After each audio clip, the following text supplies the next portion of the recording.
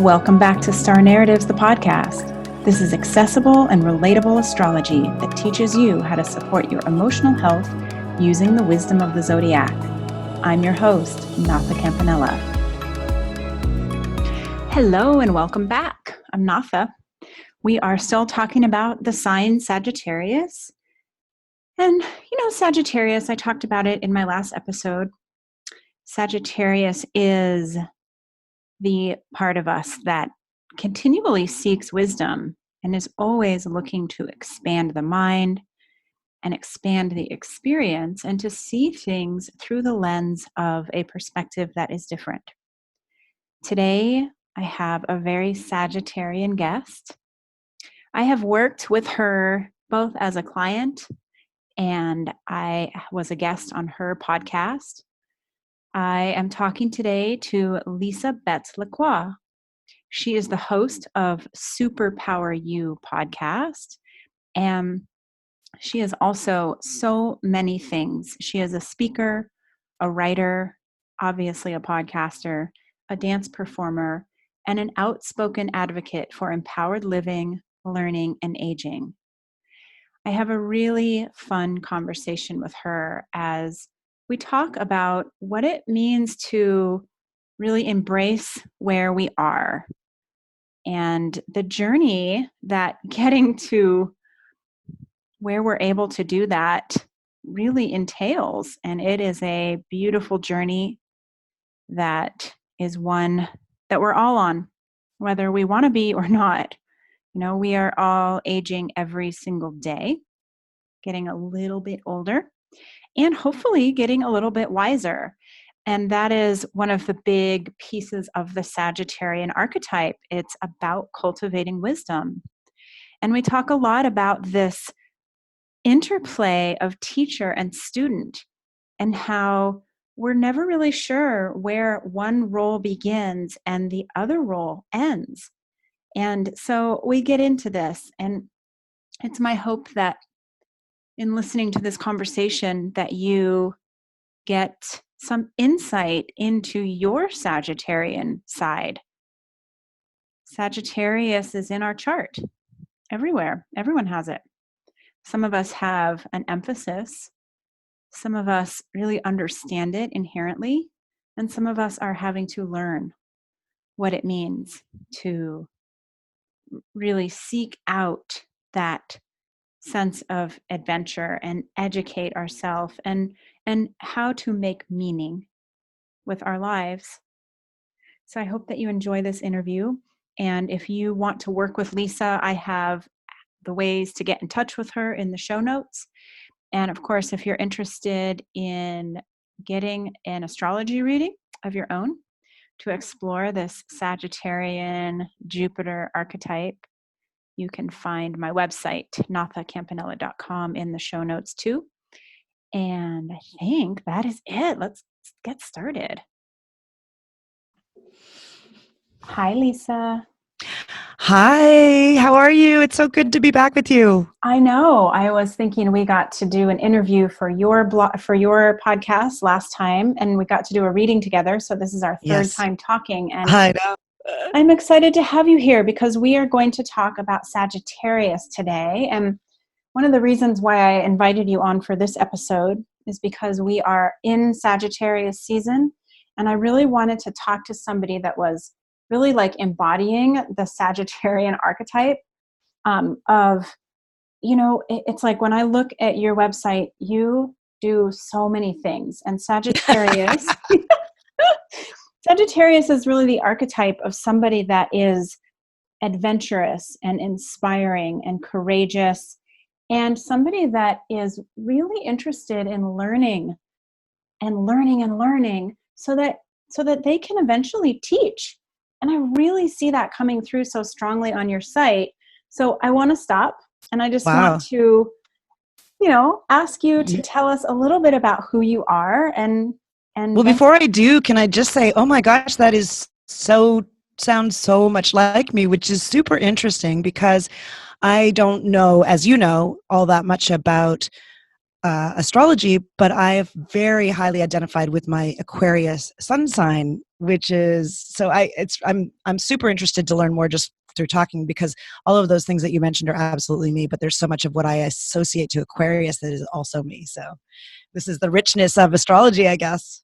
Yes, yes. And Aquarius is also about being a humanitarian and being an activist in your own right? Of teaching people how to improve and sort of innovate, right? So you bring all of that, but your moon sign is in Sagittarius. And so the moon sign is also really, really personal. And it speaks to some of the things that you do to, for your own sense of emotional satiation or emotional security.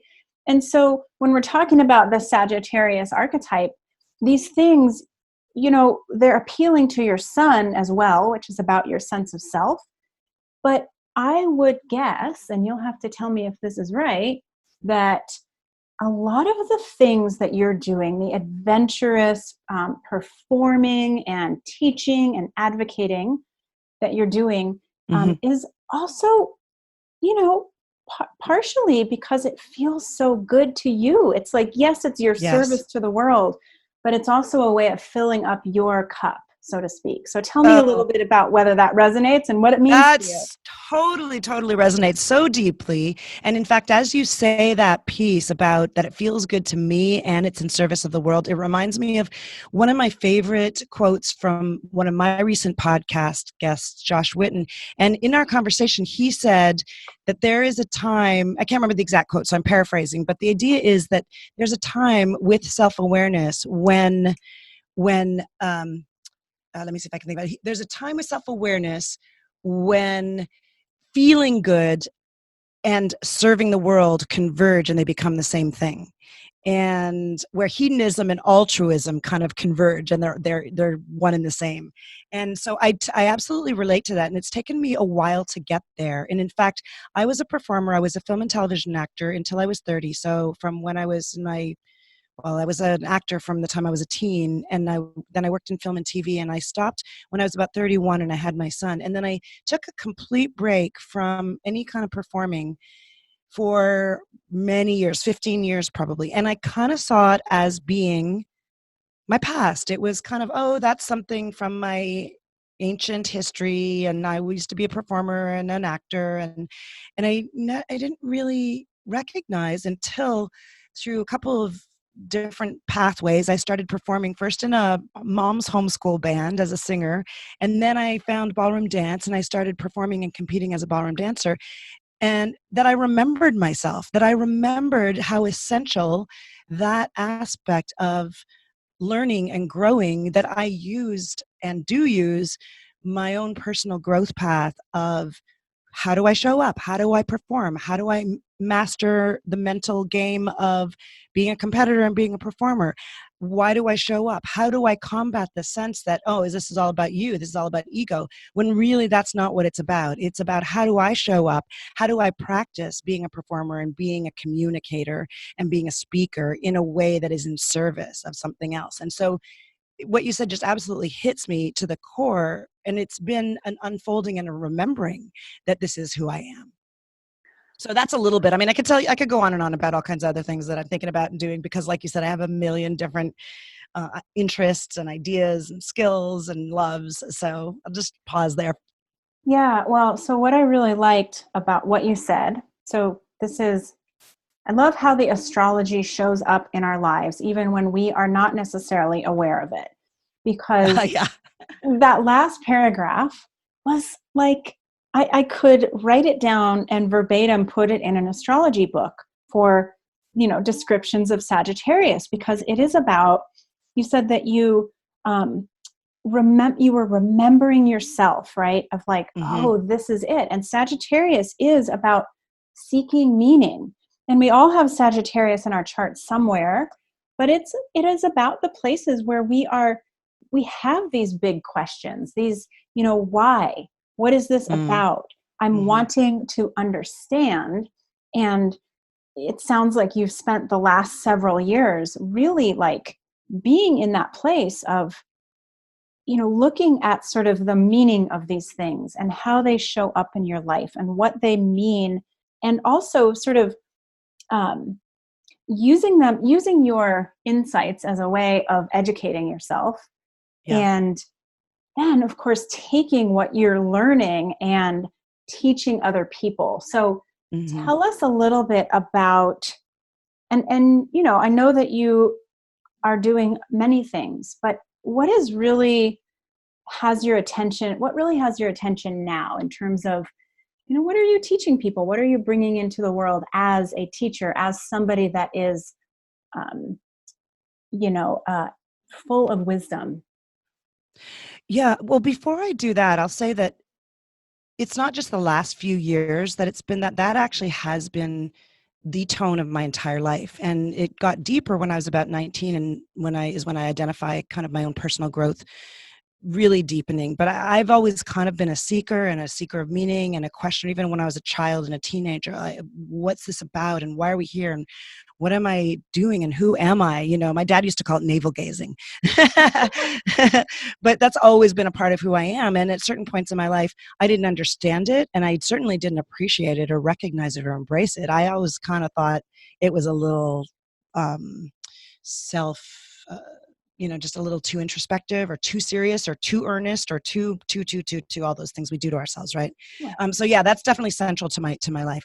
As far as right now, what's really most central to me right now is I'm really passionate about changing the way our culture regards aging, how we have a narrative around aging. And how this came about is, as is with the case with most of us, wherever we are in our own stage of life, we look more deeply, and then we want to share, and we see where those things are challenged with other people.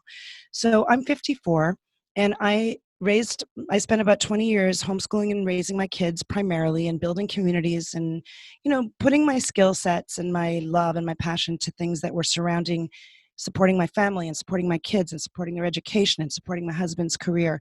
And then there came a time when my kids were starting to become older, and I discovered, like I said, ballroom dancing, and I became a competitive ballroom dancer when I was 49. I won a world title when I was 51, and I started performing, and I started hearing from people, "Oh, wow, that's so inspiring. I'm so inspired." And I, of course, was like, "Really? I'm just kind of doing my thing, and I'm like an amateur dancer, and you know, I'm I'm the level of dancer that I am." So I was really surprised, and I realized that what was behind that is that so many people are responding to these cultural narratives about what it means to age, and that starts early. As I go out into the world and I tell my story and I talk about the idea of what I call now artful aging, I find that even people in their 30s respond very intensely, like it's on their mind. People as young as like in their 30s are feeling the impendingness, the fear of impending age. And it's not surprising, because that's so rooted in our culture, and because we don't have any new stories, and because there's so much going on in the world around medicine and biology and biotech, and the changes and optimization of our human genome, and our understanding of epigenetics, and biology, and how we can really change that. We're living for longer, like such a huge number of people now, compared to even a generation or two, are living to be 100.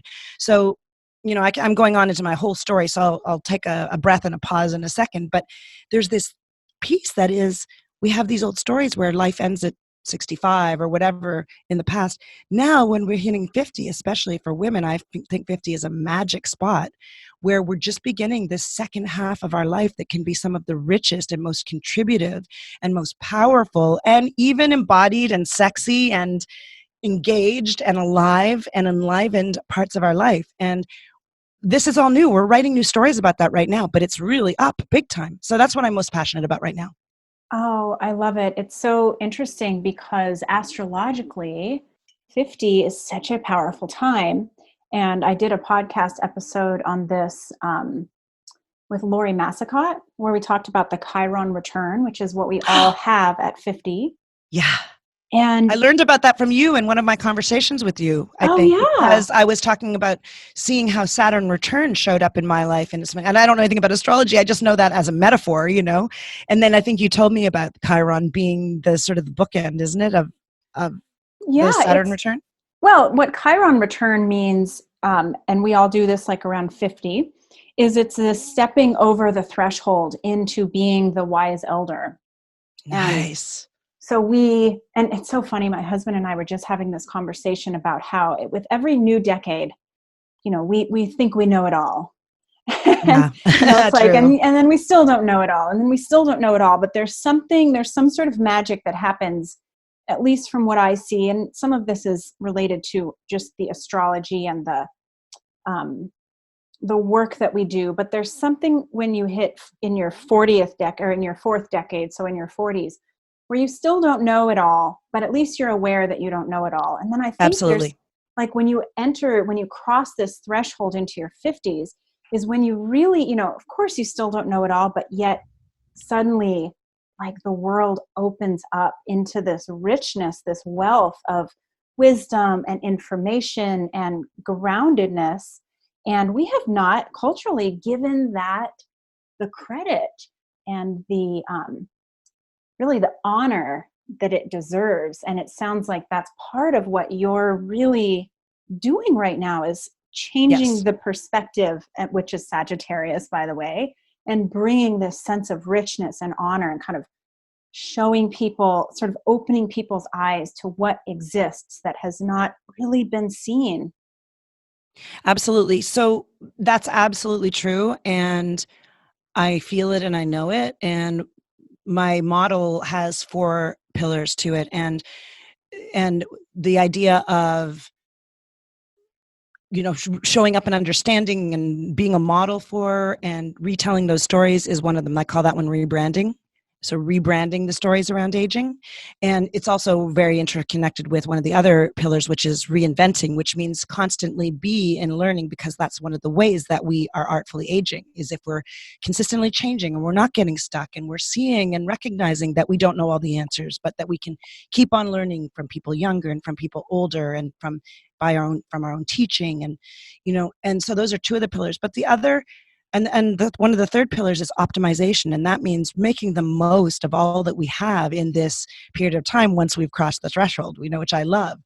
But there's a fourth one, and it's really important, and it needs to be said, which is that even though we're entering into this deeper part of an understanding of ourselves, and we're entering into this like power stage really of our life that's so exciting in so many ways, the reality is that for most women of my generation, women in their 50s and up, we're dealing with the realities of our parents aging and our kids leaving home and our bodies changing and going through menopause and having to have surgeries like my hip replacement of, like the reality is that we are dealing with, we can't, it also is the period of time when we can't escape that grief and loss are a real part of life.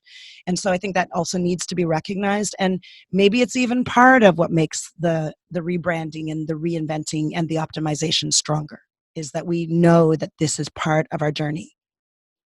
Yeah. Oh my goodness. So that is one of the big pieces of the Chiron return, which is about healing, but it's also about really taking us through a process of being able to hold the grief, the loss, Mm-hmm. Yes.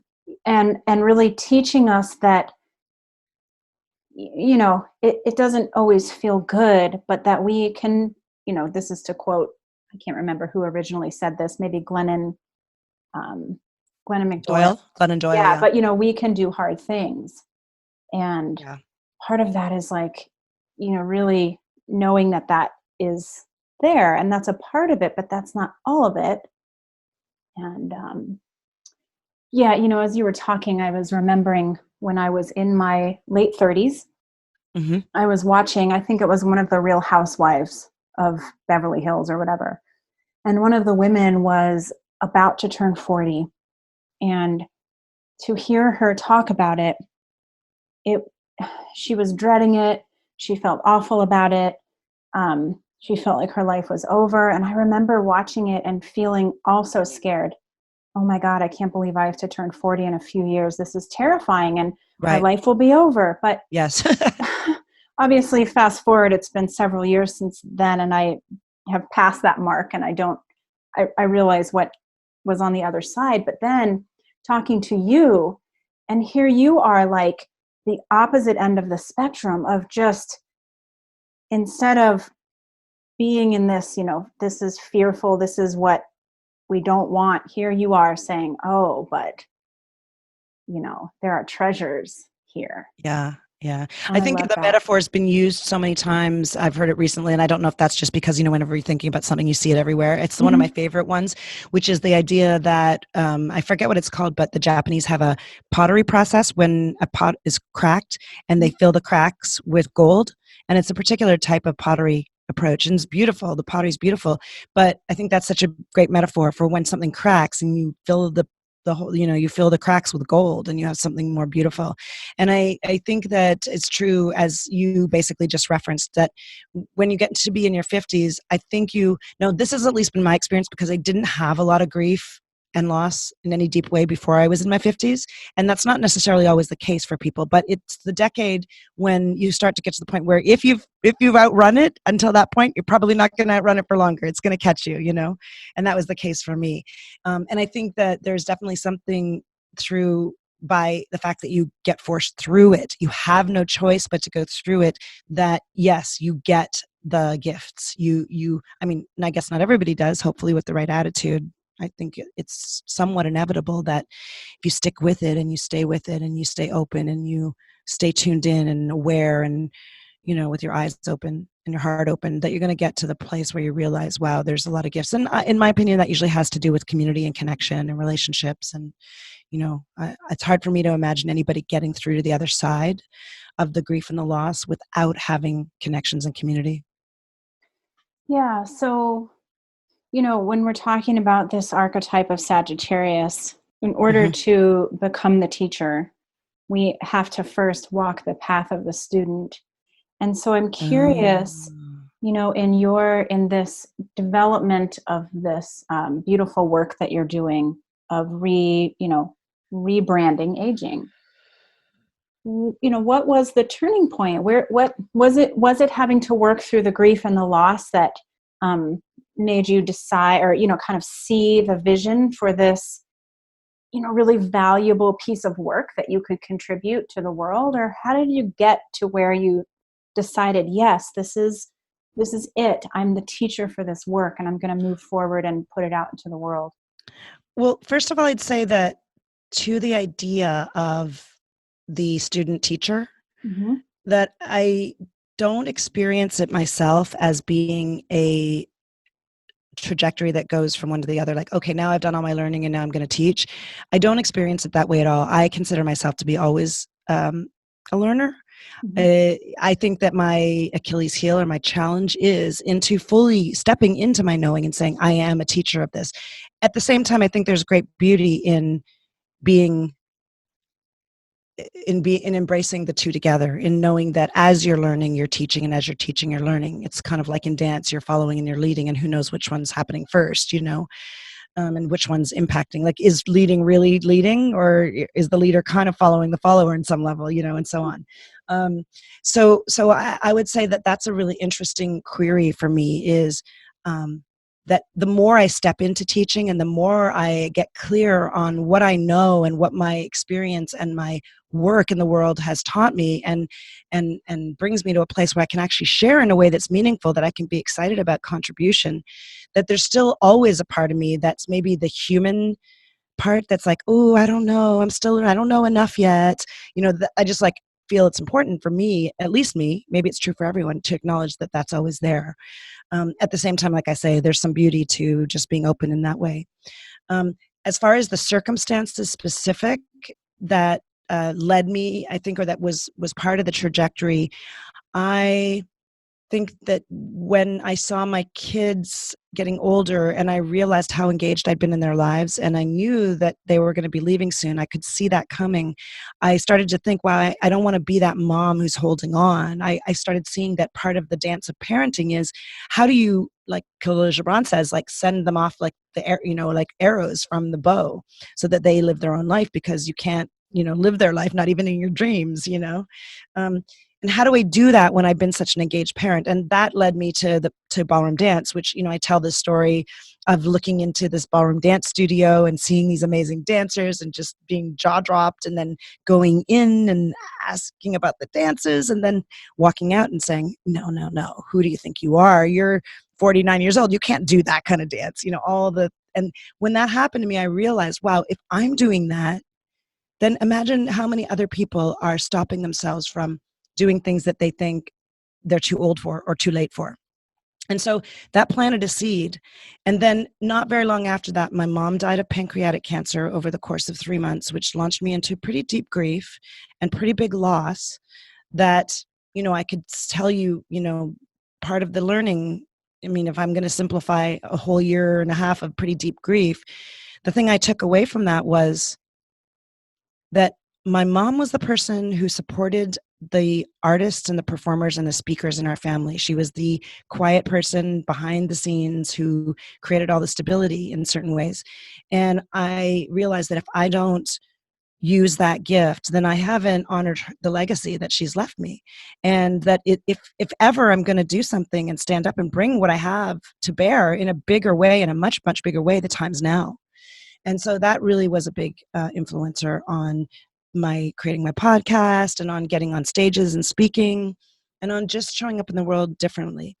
And then about a year after that, my marriage started to disintegrate, and it's been a year and a half since that began. And that also has launched me into a much deeper experience of how do I stand for myself, love myself, and regardless of all circumstances, see the places where maybe sometimes I let myself or allowed myself or I myself diminished myself for, other people's careers, other circumstances, for the collective, for connection, and that, this kind of deeper understanding that this is the time in my life where it's time for me to show up in a much bigger way. And I'm telling you, and I don't know if there's anything in my chart that says this, but next year I feel is going to be a really, really big year for me.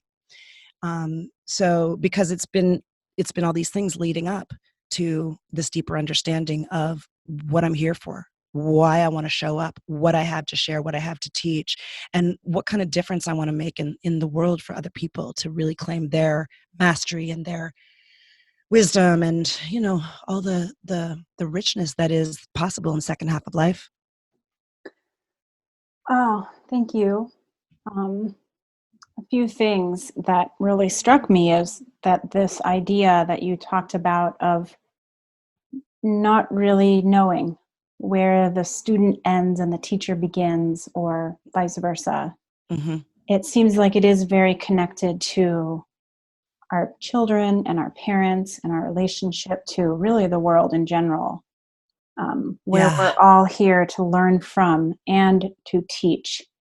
And it is hard to know what's where and it's the beautiful dance, right? Yeah, It's the beautiful dance.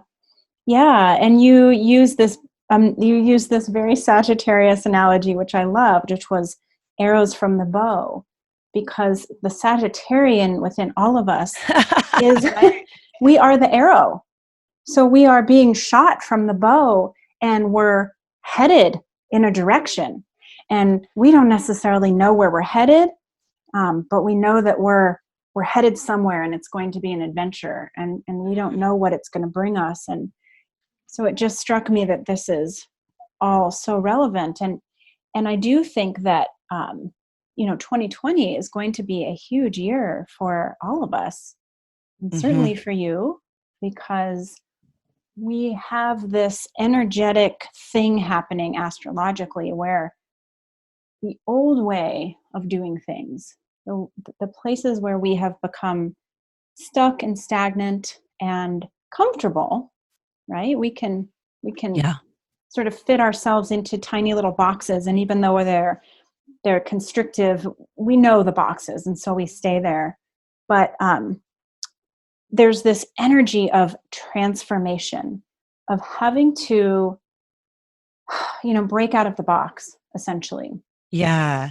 Yeah. And so we will all be feeling that. And there's something about the teachers like you that are sort of leading the way. And, you have an Aquarius sun, and Aquarius people in general do tend to, they can be the rebels. They're the ones leading the, sort of leading the line and saying, this system is broken. We need to change our perspective and do it differently. And that shows up in our personal lives and our very personal experiences first. And then we start to notice that it's also happening in the collective.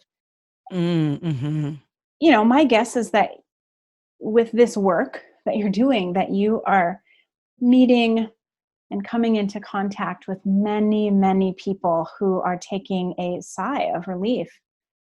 I can embrace my age. I don't have to freak out about it, because here's this gorgeous woman with this, this powerhouse who has done all of these things and has these teachings that I can really relate to. So, are you finding people that are really relating to this work? Yeah, it's really interesting because, yes, I think that it's a conversation that is activated right now. I think there are more and more, you know how it is when you have an idea or you're writing a book or you're working on a project and then suddenly you see someone else has already done it or they're talking about it. And there's two ways of approaching that. And one is like, oh, this validates my idea. This is happening right now. And the other one is, oh my God, they already did it. And the reality is, of course, that there's room for all the voices and all the drops in the ocean, to share together. So I'm really working to find the people who are doing this work and who are on this path, because we're all needed. It's a big change that needs to happen around this. And so really working towards linking arms with other people who are doing it. And absolutely, I'm finding many people.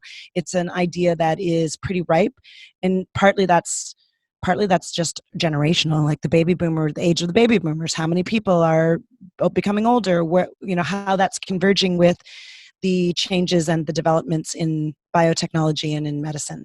There's a lot of reasons why it's converging, I think. But yes, it's definitely, there's a tipping point happening where a critical mass of people are thinking about these ideas.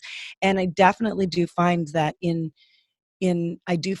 people who are younger than I am, that they are really happy to hear that this is working. Because like you say, when you're in your, I don't know, different people experience at different times. Some people even as young as in their 20s think they're old. I'm like, what are you talking about?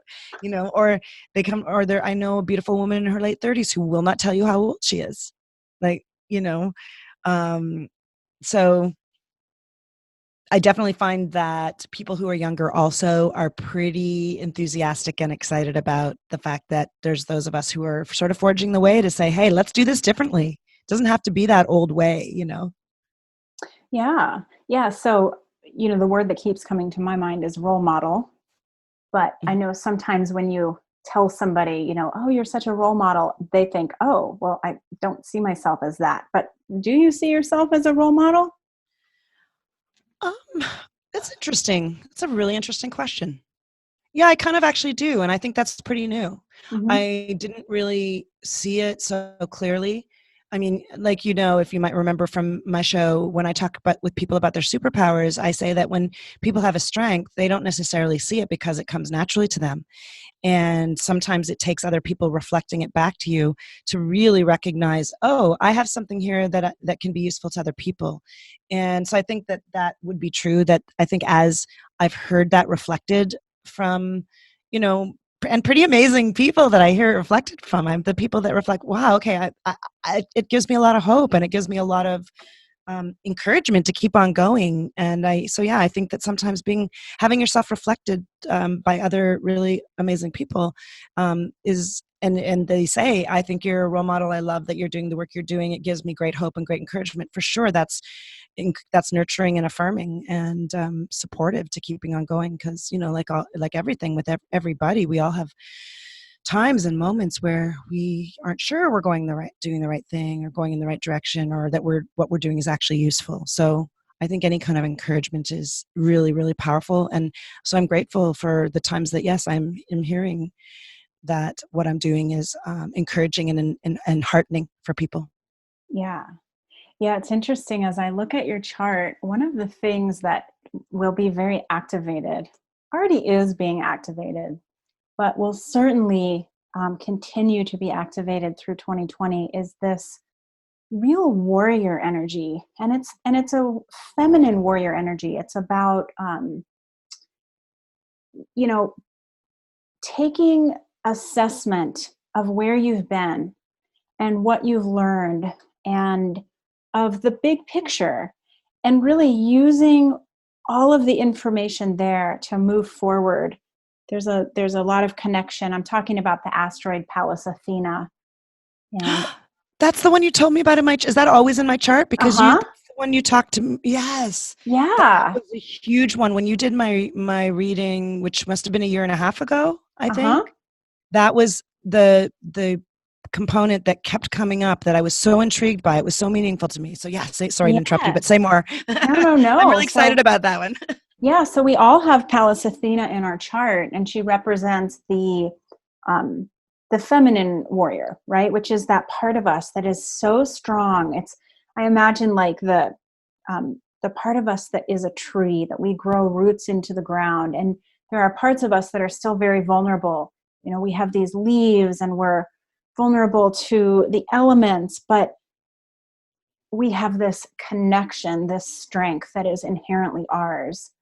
And as you and I talk, and when I listen to your podcast, and I follow you on Instagram, and I've seen you, when you kind of jump on and you're doing something live, like, you have this real grounded quality that it's so powerful.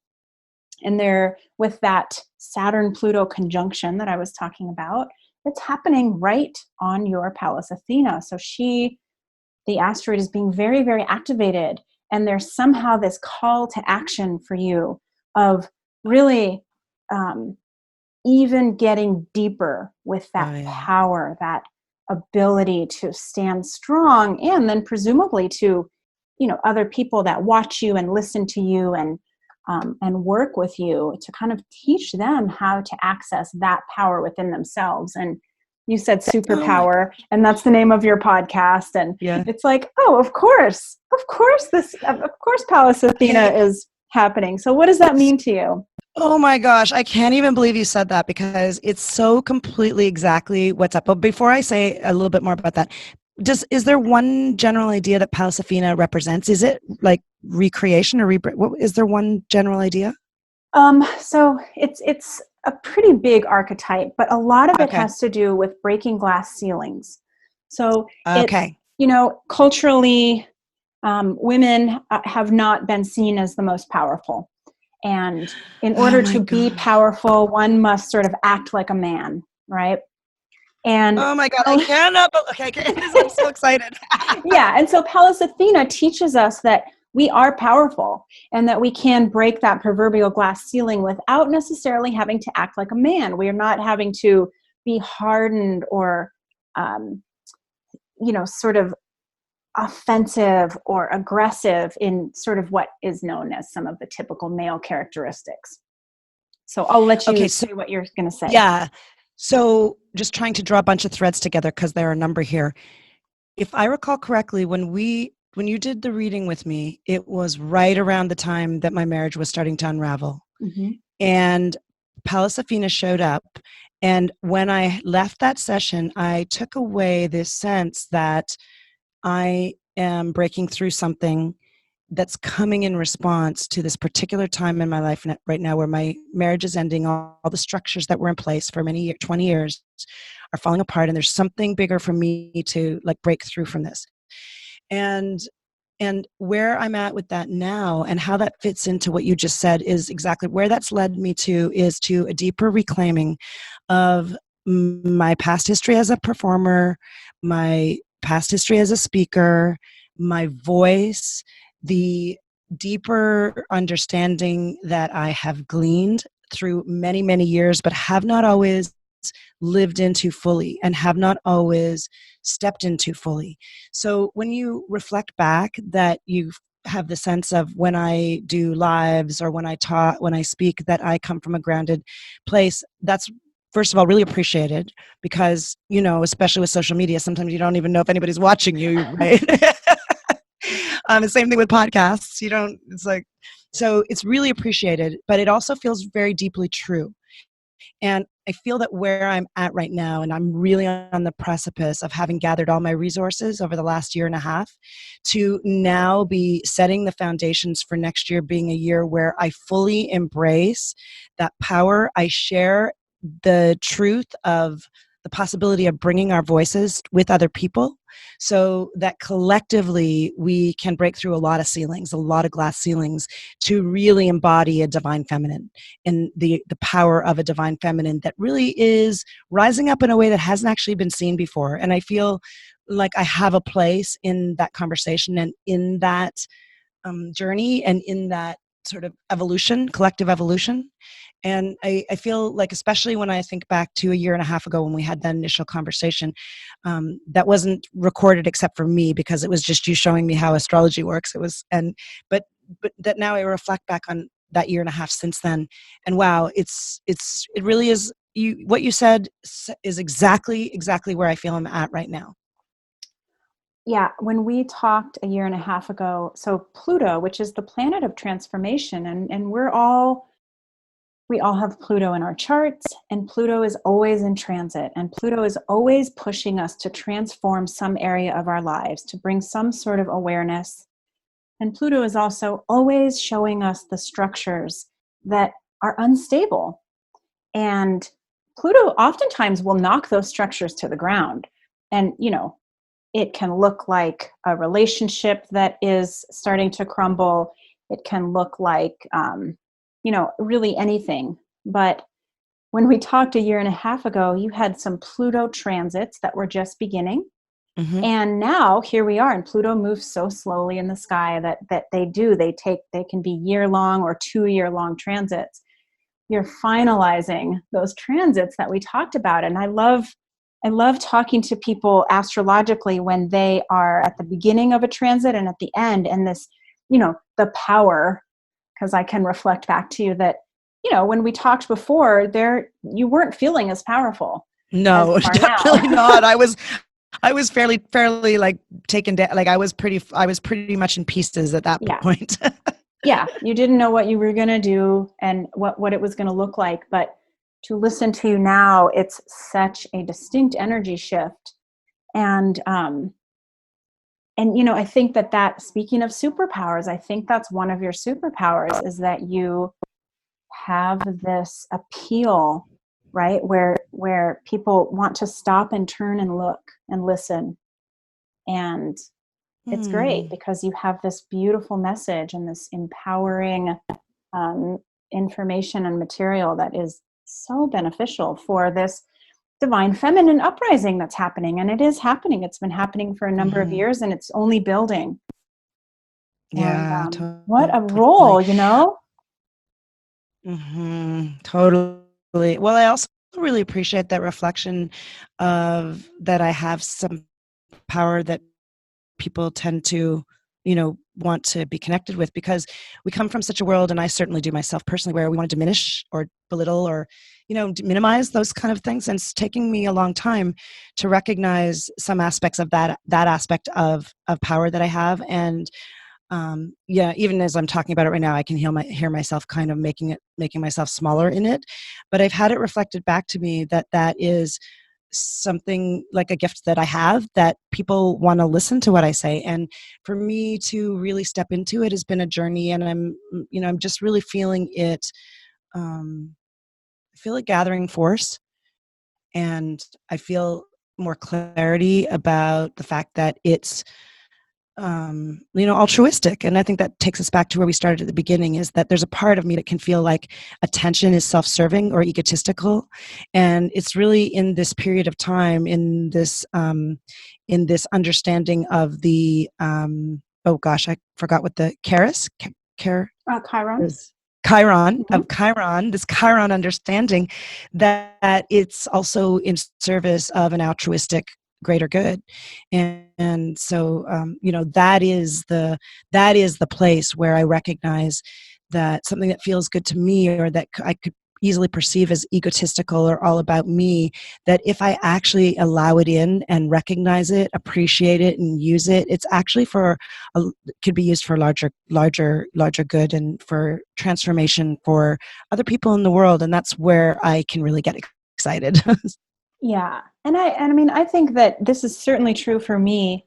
And I think that a lot of people would agree is that if we are seeking people to teach us what we don't know, ideally we want them to have experienced what we're doing, So if we are feeling, if our confidence is low, if we're feeling deficient in some way, it's helpful to have a teacher that knows what it feels like to feel deficient, and also knows how to meet that deficiency and sort of be more powerful about it. So I think that it's such an integral part of your teaching, is that you're willing to say, look, I've been there, and I even still do it sometimes. Look, I just did it. I feel myself making myself smaller here. But also, I'm really adept at sort of holding my own personal power. And I love that about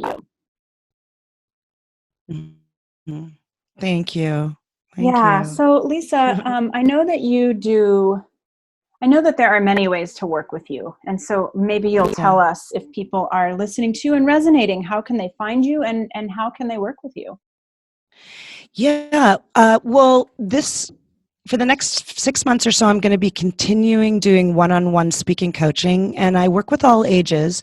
I work with people competing in pageants who have to get on stage and speak. I work with people who are working on smaller stages or doing presentations for work.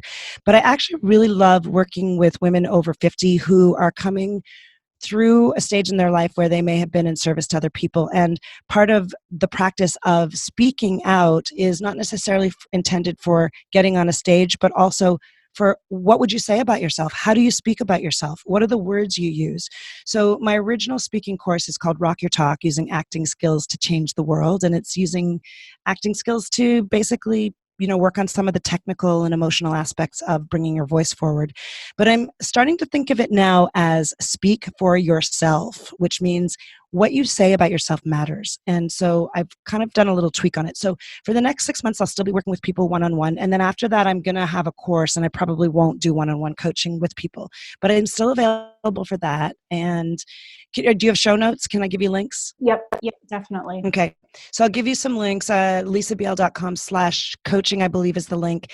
And then the other thing I have coming up at the end of this year is a free 5-day challenge on Creation 2020. And it's basically something I've done for almost 20 years myself, and sometimes with groups and sometimes with friends, where we'll revisit the year and close the year out and then imagine and create what's going to happen in 2020. This is going to be a 5-day challenge with video and with prompts, and people can get on that list. I actually haven't opened up the sign up for that, but I think it's going to be at lisabl.com/creation. And if people go there, then they can find out more, but I can also give you the link. So those are the two primary things. And then, of course, I love when all of our podcast listeners overlap. And so I love if your listeners come to hear my show at SuperPower U, which is the letter U, SuperPower U Podcast. And, those are the primary ways of working with me right now. Okay, awesome. Yeah, I will include all those links in the show notes. And this was just very pleasurable. I so appreciate you taking the time, and I love what you're doing. I'm so attracted to your work, and I love sharing it with a new audience too. So thank you, Lisa. Oh, I want to thank you so much. I can't tell you, every single time I've spoken to you, all 3 times, I feel like I've learned so much, and I've had such beautiful reflections of the stage of life that I'm at and of my own personal journey and who I am. You just have such a gift for reflection, and I really appreciate that. And I think it's a beautiful contribution to the people that you interact with. So thank you. Oh, yay. Thank you. All right. Well, until next time, I'll talk to you soon. Thank you. Okay. Bye. Thank you so much for listening. If you'd like to work with me privately or read more about all of the numerous ways to work with me, visit my website, nathacampanella.com. I really appreciate any time that you take to leave a review of this podcast on any of the platforms that you listen on. It helps other people to find it. And of course, if you enjoy this podcast, share it widely and freely with those that you know and love. Thank you, and I'll see you next time.